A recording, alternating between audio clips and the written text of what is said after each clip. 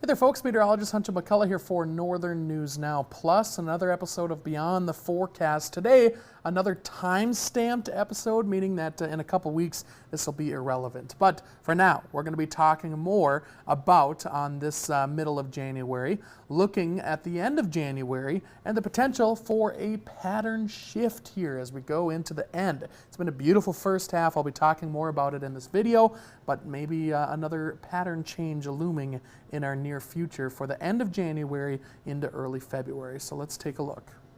Hey there folks, Meteorologist Hunter McCullough here for Northern News Now. These past couple of weeks have been very, very nice here in January as far as our temperature. We've been near or above average by quite a bit for at least the past 10 days or so. Started off the month with a couple days below average, and now we are above average, in some cases nearly 20 degrees above average, nearly hitting 40 here in the Twin Ports just a couple days ago. But as we go towards the end of the month, this is typically the time of the year that we see our coldest temperature, towards the end of January, early parts of February, because of course our shortest day of the year is in December. You'd think that would be our coldest time of the year, but actually it takes a while for the Earth to respond when we do see that coldest temperature because of our atmosphere, and we see that shortest day of the year. So it's about a month or so after we see our shortest day of the year that we actually have our coldest day of the year, on average anyway. So late January, early February, this is when we typically start to see our coldest temperatures of the year and of the winter. And this year is shaping up to be kind of no different than that. So let's talk about this, because we do likely have a pattern change looming here in the immediate future when we go towards the end of this month and into the early parts of next month. What we're going to talk about is our upper level pattern in the past couple weeks and looking forward to the next couple of weeks. What we're looking at here, again, we have different heights in our atmosphere, and this is the 500 millibar height anomaly. And so what does that mean? You know, millibars, of course, that's our measurement of pressure. So 500 millibars is about halfway up the troposphere, which is our layer of the atmosphere that we see the weather. You can find all of this information about our layers of the atmosphere, about pressure, about skew T diagrams. I've got multiple videos explaining these different items, so if you aren't too familiar with that, feel free to go back and check out those videos. Anyway, this is not pressure that we're looking at. These are heights that we're looking at. So these different heights are where 500 millibars occurs on this map. And so areas with higher heights are generally associated with higher pressure. Similar story with the lower heights. And so we can generally use this to A, find kind of where our jet stream is, although we have to go a little bit further up in the atmosphere, and B, look at high pressure versus low pressure. It's a great indication of whether systems are coming or whether we've got a nice ridge over our region. And here's what we have going on. So this is from a couple days ago. This is Sunday, January 11th. And you can see here, we've got a nice ridge into the western portions of the United States. This has been here, usually off the coast of the West Coast. It's been here for the majority of the winter. And it's the reason that we've been seeing these clipper systems, because typically we have these areas of low pressure that form along these boundaries. And technically they're temperature boundaries at the surface and in the upper levels. But these are the heights that also kind of follow those temperature boundaries.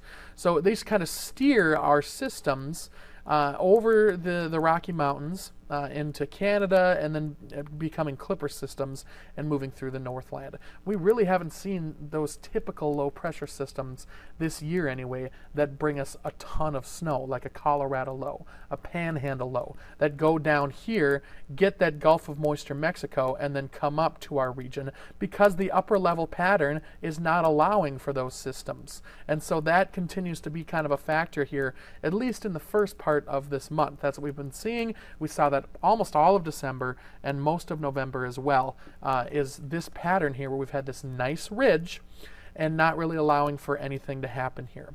Well, what we're probably going to be seeing here as we go into the end of the month is the breakdown of this ridge, and it moves actually a little bit further off to the north, changing our pattern here. This is the same map, but the colors are a little bit different. This is still at 500 millibars, and this is now the forecast. So this is actually a different form that we use. That's why the colors are a little bit different. Different websites have different color schemes ever so slightly, and so this is this different color scheme.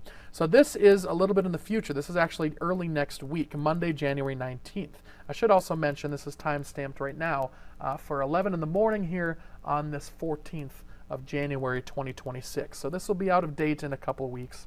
But if you're watching now, just a heads up that we are looking at a pattern change. So you can see here the deepening of this kind of trough area, this lower heights, and the kind of moving off to the north. Remember, this ridge was just over into much of the United States to our west, including us here, bringing us those warmer temperatures. Well, now it's expected to kind of lift a little bit further off, kind of almost orientating our jet stream to be almost north to south here. So what is that going to do? It's going to bring these colder temperatures in, and early next week we're expecting some real cold temperatures here, close to, if not the coldest temperatures that we've seen so far this year. We did see a nice cold spell in December. This is really going to rival that cold spell here as we go into our Monday and Tuesday, especially Tuesday morning and Wednesday morning as well.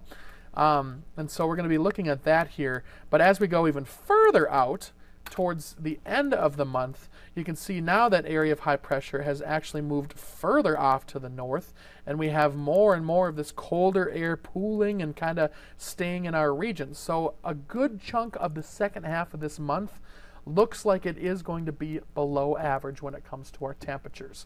So if you missed the cold, or if you don't like the cold, just a heads up, the second half of the month is looking like it's going to be at least a little bit below average, but at times it could be very much so below average, including early next week and this weekend as well. It's going to be nice and cold.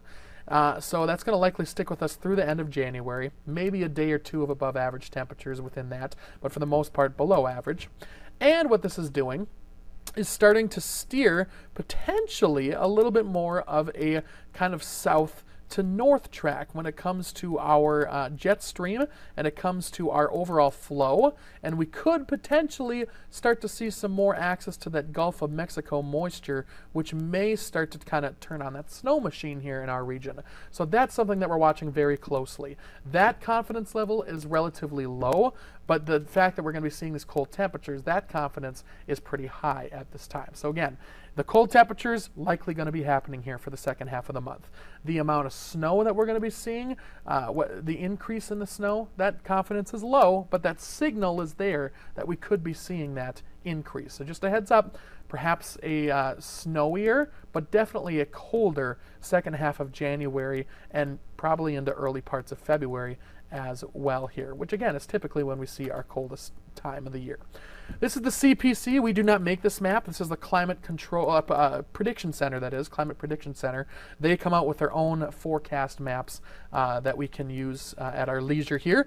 And what they have predicted here in the next 8 to 14 days, which is kind of the same time period that I've just showed you, is below average temperature chance here throughout much of the region. We've got a very good chance of below average temperatures over the next 2 weeks, and probably even longer than that.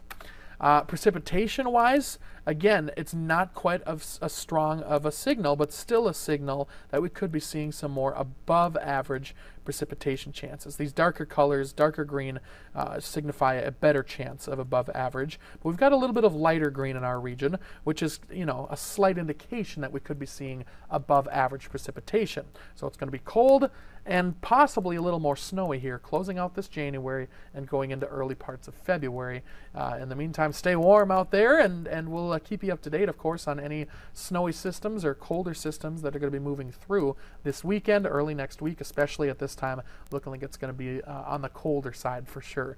So I hope you enjoyed this. I hope you're still thrilled about winter. We still have a couple months left, of course, and winter not going anywhere anytime soon. So you can hopefully enjoy it. Have a great day.